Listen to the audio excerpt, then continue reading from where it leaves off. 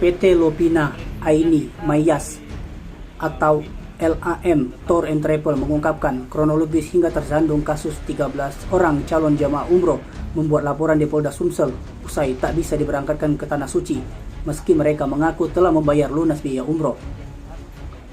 Anita Silviani, sang pemilik travel umroh, menjelaskan antara pihaknya dan 13 calon jemaah umroh menjadi komunikasi yang intens terkait kondisi terkini di Tanah Suci Mekah sebelum akhirnya dilaporkan ke pihak kepolisian.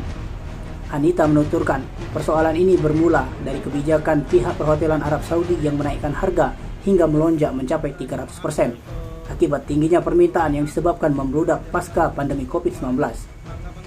Sedangkan 13 orang tersebut mendaftarkan diri masih dengan harga normal sebelum adanya lonjakan kenaikan harga, di mana setelah dilakukan perhitungan ulang akibat kenaikan harga tersebut, PT LAM menetapkan setiap calon jamaah diminta menyetorkan biaya tambahan sebesar 7,5 juta rupiah. Dari 25 juta rupiah yang disetorkan di awal bertambah menjadi 32,5 juta rupiah. Namun dari 13 calon jamaah, hanya 2 jamaah yang bersedia, sisanya bersikukuh tak ingin menambah. Bahkan sebagian dari calon jamaah menuntut pengembalian utuh biaya yang mereka setorkan. Terkait ini juga, kuasa hukum PT LAM dari Kantor Hukum Basopati, Edi Ginting, menegaskan kliennya mempersilahkan jika calon jamaah menempuh upaya hukum dan pihaknya tak bisa menghalangi. Bahkan ia menegaskan pihaknya juga akan memenuhi panggilan penyidik terkait dengan pelaporan tersebut.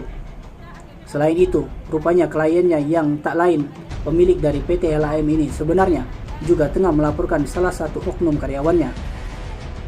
Hal itu dibeberkan kuasa hukum PT LAM yang lain, Sobirin, jika sebelum kasus ini bergulir, kliennya sudah terlebih dahulu melayangkan laporan ke Polrestabes Palembang.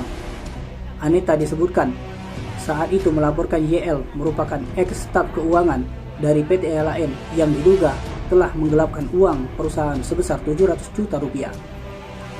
Seperti diberitakan sebelumnya, tak kunjung juga diberangkatkan ke Arab Saudi meski uang biaya sudah dibayarkan.